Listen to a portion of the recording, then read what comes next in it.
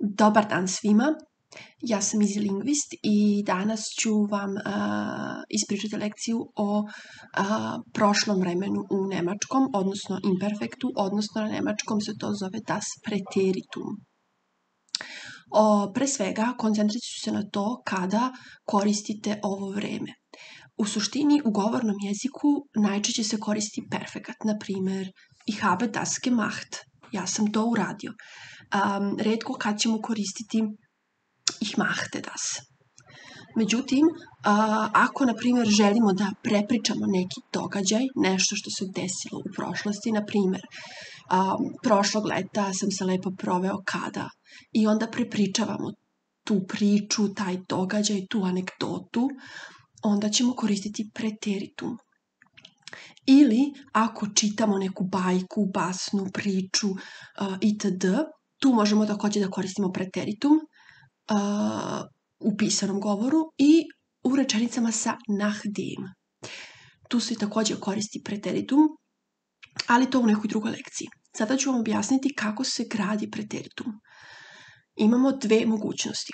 Prva mogućnost je kod pravilnih glagola. Znači, uzmemo glagol machen, odbijemo ovo en i ostane nam nešto što se zove glagolska osnova mach. I zatim jednostavno, sasvim jednostavno dodajemo nastavke. Nastavci su isti kao za prezent, s tim što se dodaje jedno t ispred. Znači, bit će ich mach te, du mach test, sie es mach te, wir machten, ihr machtet und sie machten. Za domaći možete da izmenjate neke glagole koji su također pravilni i da mi napišete u komentarima, na primjer spielen, lernen, stören, smetati itd. Onda dolazimo do nepravilnih glagola. Tu je situacija malo drugačija, zato što moramo da ih znamo iz tabele koje smo trebali da naučimo kada smo učili perfekat. Na primjer, singen, sang, gesungen. Koristimo ovu drugu tabelu, drugu kolonu, znači sang. To nam je oblik preterita. I dodajemo sljedeće nastavke. U prvom licu nema nastavka, znači bit će samo ich sang. Drugo lice ima nastavak isti kao present, du sangst. Treće lice opet nema nastavak, sie es sang.